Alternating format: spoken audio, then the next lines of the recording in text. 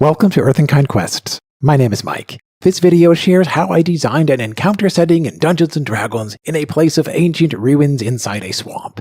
I named this place as the Dragon's Heart Tomb. You could adapt this scenario to be a different kind of a tomb, or a temple, or another kind of a place. You may have seen glimpses of this encounter location in episodes of the Nemesis Battles series, and here I will share previews of another episode that will upload later during the month of September 2025.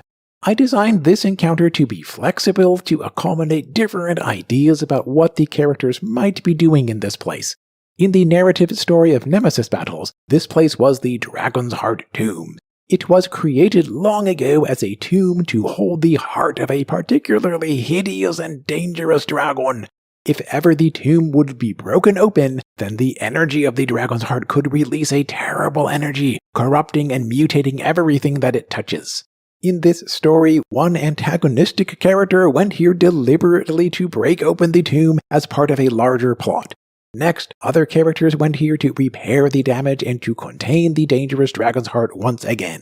By the time when the characters arrived to attempt to repair the dragon's heart tomb, the energy already had been released and already had created various mutated plant and beast creatures in the surroundings. These creatures will oppose any intruders and cause problems for anyone trying to repair the tomb. Even worse for the characters, the dangerous zone of the dragon's heart energy was expanding outward. If the characters could not act quickly, then the dangerous zone would continue to expand and to create more problems. Already, the local farmers were compelled to abandon their farms and their homes. In the game mechanics, anyone first entering into the dangerous energy zone would be exposed to 3d8 necrotic damage and potentially gain 1 level of exhaustion. With a successful DC 17 Constitution saving throw, a creature suffers only half of the necrotic damage only. The energy is so intense, though, that creatures here need to repeat the Constitution saving throw after every 10 minutes of exposure. You could adjust 3 aspects for your case of a challenge level. You could make the saving throw DC higher or lower. You could adjust the amount of damage to be higher or lower. You could adjust the time interval to be shorter or longer. If a plant or beast creature will die within the zone of necrotic energy, then it will be revived with a monstrous mutation. Thereafter, the mutated form will be immune to the effects of the Dragon's Heart emanation. In this way, I could justify the presence of various kinds of plant and beast creatures. I might even reinterpret some creatures that officially are described as monstrosities, aberrations, or other creature types. In order to repair the tomb, the characters need to attend to 3 major parts of the ruins. 2 parts are at the outer 2 sides of the complex, acting as power sources for the 3rd area at the center location.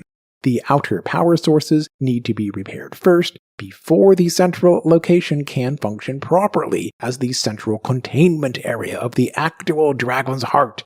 For each of the 3 areas, the restoration work will require a full action of an Arcana skill check to identify how to rearrange the stonework rubble, as well as another full action of an athletics skill check physically to position the individual pieces accordingly.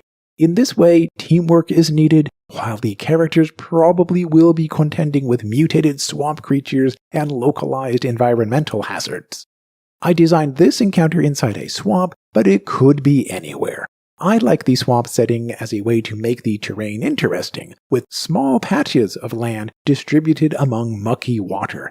Most characters are not equipped with a swimming speed, so the terrain could force people to think creatively about how to maneuver through the environment. Additionally, the mucky water and vegetation cover could provide hiding places for swamp creatures lurking here, as well as potentially for the characters moving through the area.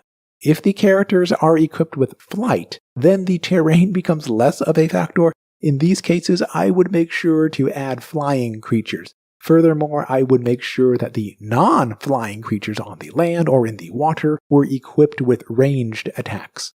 I designed this encounter for the characters to be able to approach from any direction. The size is hundreds of feet across, with many possibilities here for the characters to explore.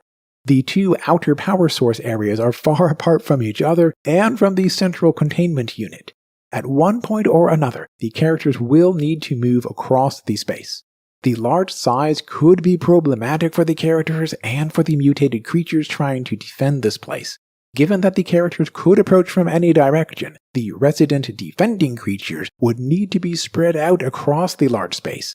Inevitably, a few of these creatures would need to spend some of their turns just to move or to dash into damage-dealing range of the intruders. Another aspect of the large size of this place involves the high probability that the creatures nearest to the central area will become aware of the intruders with some time to react and to prepare. For this reason, I wanted for the boss creature at the central location to use blind sight or another special sensory perception with a long range, preferably around 120 feet. Another idea is to add shrieker fungus that could alert about intruders. Regarding the mutated swamp creatures in this encounter, I wanted for them to feel like they belonged in this swampland environment. In my view, some of the classic examples include shambling mounds and giant constrictor snakes. In the game mechanics, both the shambling mounds and the giant constrictor snakes use swimming speeds and blind sight. The swimming speed easily could work well here. In order to make the blind sight most effective, though, I decided that the boss creature could cast Fog Cloud at will without using a spell slot. Next, I considered that maybe this boss creature could choose about casting Fog Cloud or Entangle, casting or recasting often as an action or as a legendary action after another creature's turn.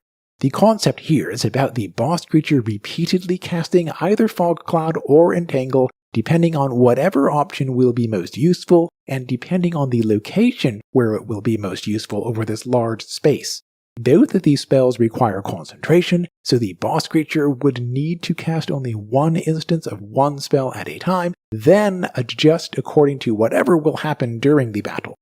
If you want to make this boss creature even more powerful, then you might add the ability to cast Call Lightning.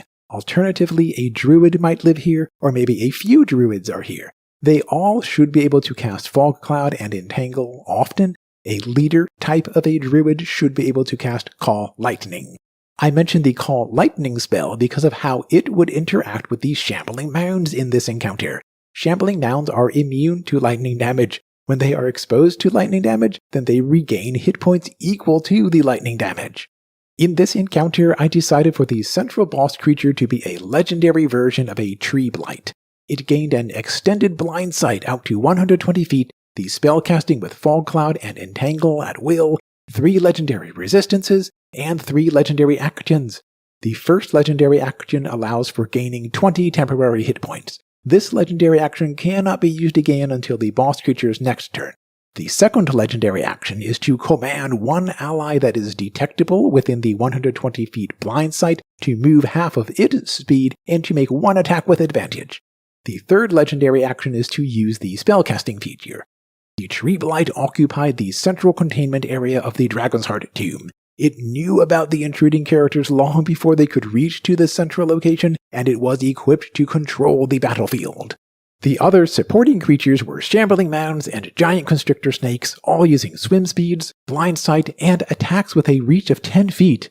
The characters needed to learn how to adjust with the environmental conditions and the various factors that made this encounter unique and memorable.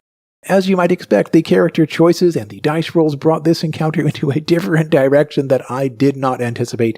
I can imagine that every iteration of this encounter will become different. As I mentioned near the beginning of this video, I designed this encounter to be flexible for accommodating different kinds of adventures. The example of the Dragon's Heart tomb is only one possibility. How would you modify this encounter to work in your stories and adventures? Please share your ideas and suggestions in the comment section. As always, thank you for watching. I will see you in the next video.